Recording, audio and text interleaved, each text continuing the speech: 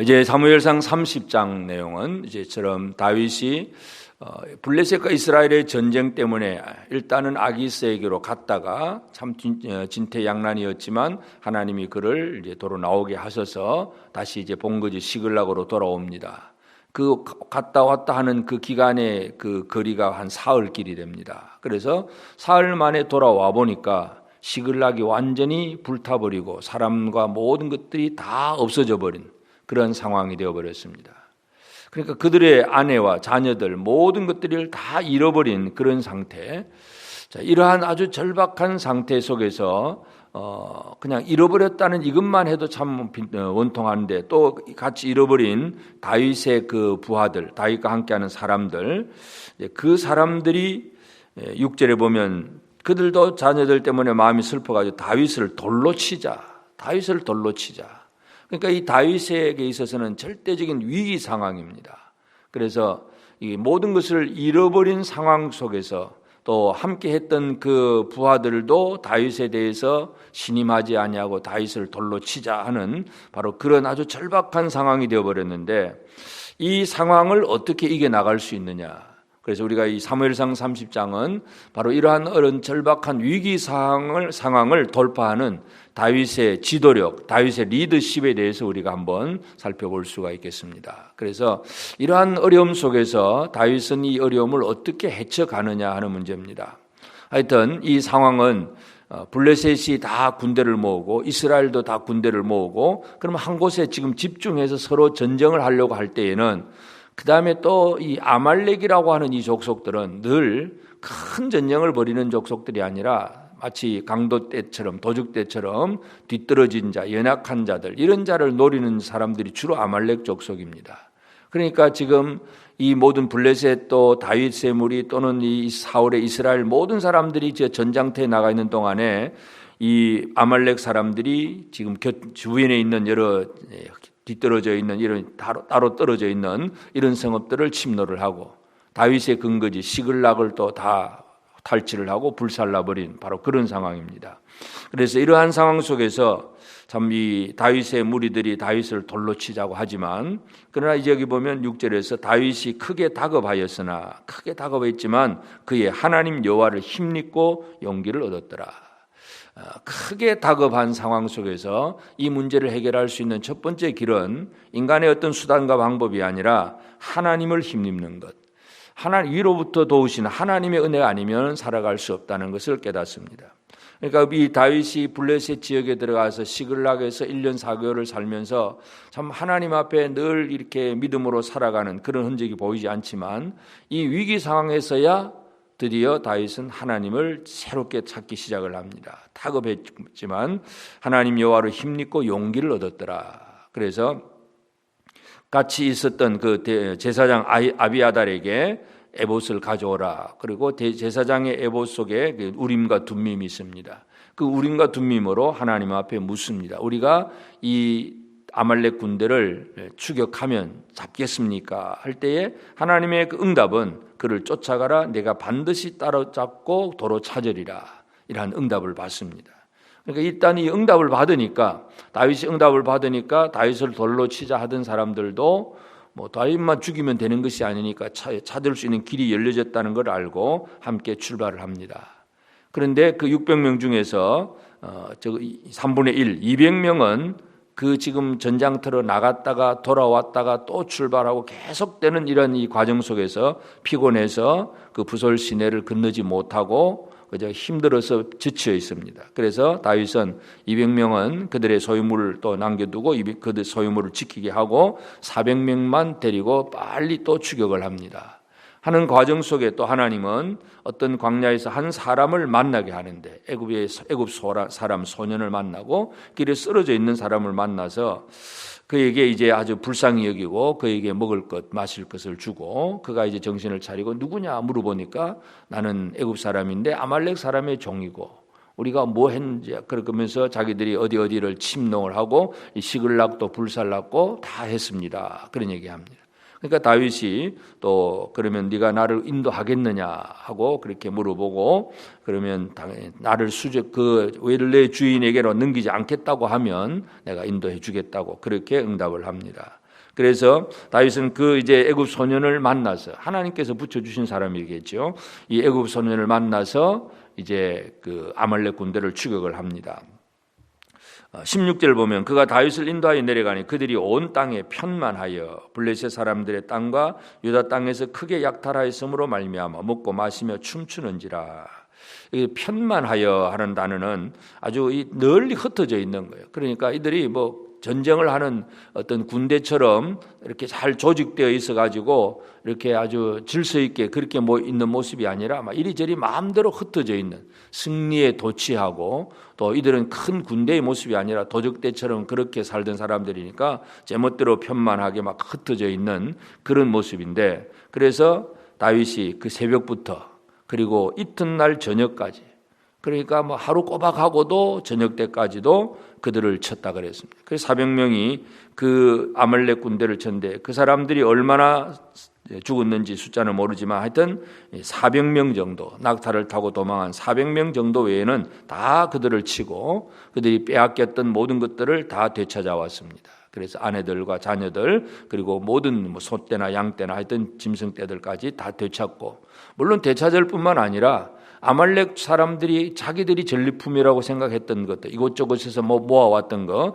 그것까지도 다윗은 다 가지고 옵니다. 그래서 20절에 보면 다윗 양떼와 소떼를 다 되찾았더니 무리가 그 가축들을 앞에 몰고 가며 이르되 이는 다윗의 전리품이라.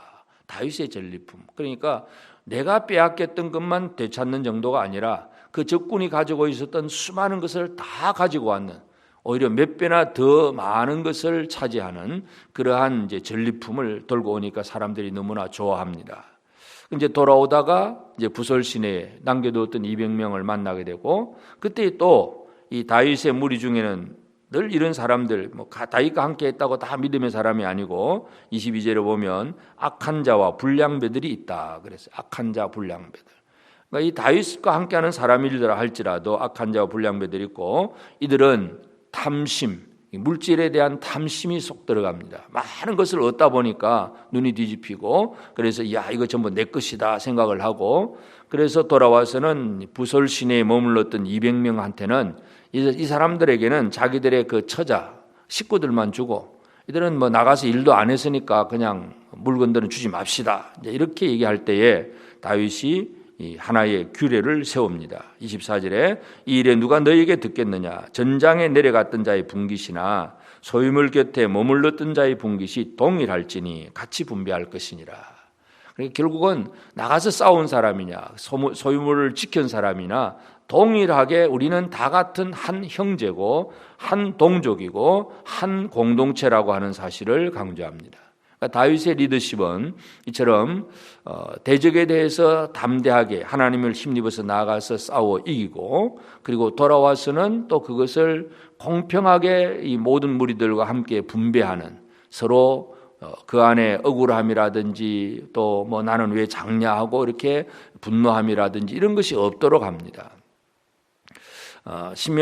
민수기에 보면 그 모세와 그다음 제사장 엘르아살 시대에 바로 미디안 군대를 이제 그 발락의 계교로 그렇게 이제 이스라엘을 괴롭혔기 때문에 그 미디안 사람들을 치는 전쟁을 하게 되는데, 그때 전쟁을 하고 이제 전리품을 가지고 돌아왔을 때에 그때 이제 분배하는 방식이 있었습니다. 그래서 전쟁에 나갔던 사람이 절반, 남아 있었던 회중들이 절반, 그래가지고 물론 숫자적으로 보면 나갔던 사람들이 더 많이 차지를 하게 되지만 그래도 남아 있던 백성들도 뭔가 조금은 얻을 수 있도록 그렇게 전리품을 분배하는 일들이 있었는데, 하여튼 이 다윗도 마찬가지입니다. 전장에 나갔던 사람이나 소유물 곁에 머물렀던 자가 동일하다. 우리는 한 형제다.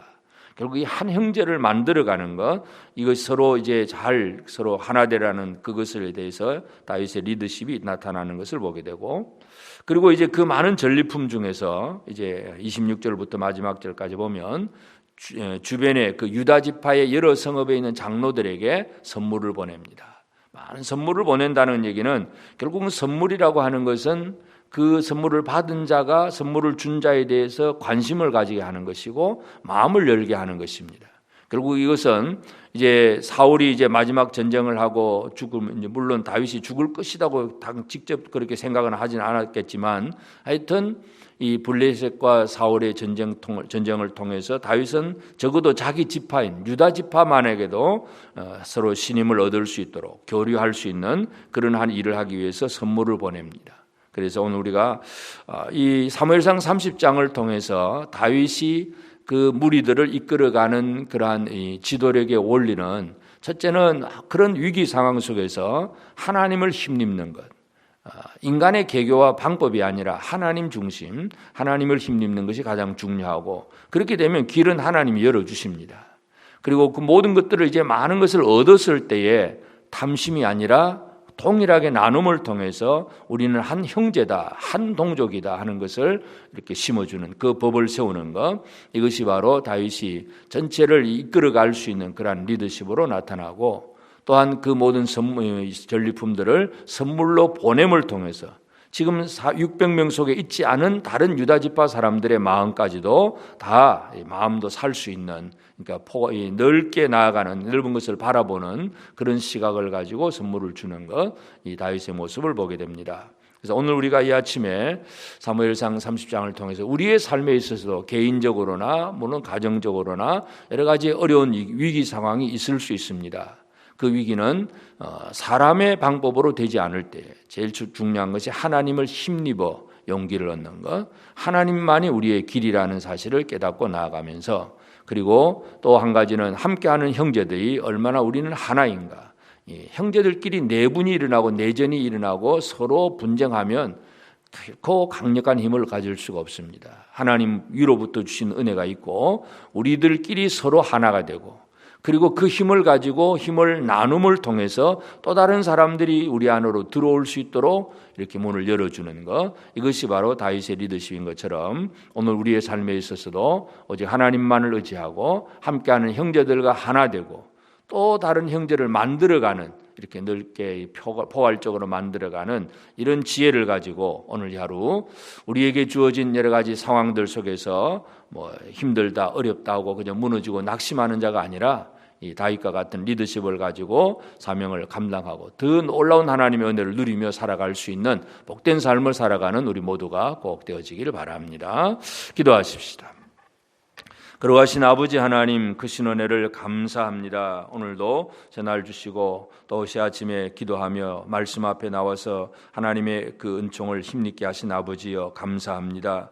다윗이 참으로 힘들고 어려운 그 위기 상황에 머물렀을 때에 그것으로 무너지는 것이 아니라 오히려 하나님을 힘입어서 용기를 얻고 또 하나님의 이끄심 속에서 모든 그 잃어버렸던 것을 되찾고 또 이렇게 하나님의 은혜를 또 잘 베풀고 나누는 그런 삶을 살아갔던 것을 오늘 이 아침에 우리가 묵상하여 싸우니, 하나님 아버지 우리의 삶에도 우리 성도들 또 개인적으로나 가정적으로나 또 여러 가지 면에서 여러 가지 힘들고 어려운 상황이 있을지라도 하나님 그 어려움 상황에서 스스로 낙심하고 무너지는 것이 아니라 하나님을 힘입어서 용기를 얻는 우리 성도들의 삶이 되게 하옵소서. 담대함을 가지고 나아가게 하시고 또한 형제들이 서로 하나임을 알고 서로 하나가 되는 아름다운 이 사랑의 관계가 이루어지게 하시고 또 주신 그 은혜를 또 많은 사람들에게 흘려보내고 나눔을 통해서 하나님의 나라가 더 확장되는 그러한 일들을 이루어갈 수 있도록 주님 우리 가운데 은혜 베풀어 주옵소서.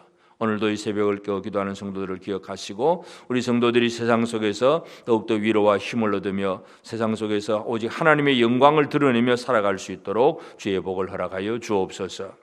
아버지 하나님, 이 시대에 여전히 코로나가 아직도 지속되고 있습니다. 많은 사람들이 이로 인하여서 참으로 또 힘들어하고 또 염려하고 또 근심하고 또 백신이 개발이 되었지만 또 여러 가지 부작용에 대한 소문 때문에 사람들이 맞아야 될는지 안 맞아야 될는지 두려워하기도 하고 염려하기도 합니다. 이 혼란한 상황 속에서 우리가 오직 하나님만을 신뢰하고 하나님을 의지하며 나아가는 우리 믿음이 다시 한 번 더 새로워질 수 있도록 도와주시고 이 땅 위에 주의 긍휼과 자비를 다하여 주옵소서. 여러 곳에 재난의 소식이 들릴지라도 다시 오실 주님을 기다리며 준비하는 지혜로운 성도들이 되게 하시고 주의 말씀 가운데 든든히 설 수 있도록 도와주옵소서. 우리 중에 연약한 이들이 있습니다. 질병 속에 있는 이들, 또 몸이 불편한 모든 이들이 오직 하나님의 능력과 도우신 은혜 속에서 강건해질 수 있도록 아버지 하나님 도와주시옵소서. 이 아침 깨어서 기도하는 성도들에게 크신 은혜를 나타내 주실 줄 믿고 감사하오며 예수님의 이름으로 기도드리옵나이다. 아멘. 하늘에 계신 우리 아버지, 아버지의 이름을 거룩하게 하시며 아버지의 나라가 오게 하시며 아버지의 뜻이 하늘에서와 같이 땅에서도 이루어지게 하소서.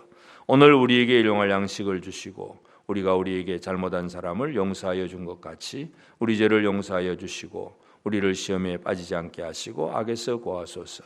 나라와 권능과 영광이 영원히 아버지의 것입니다. 아멘.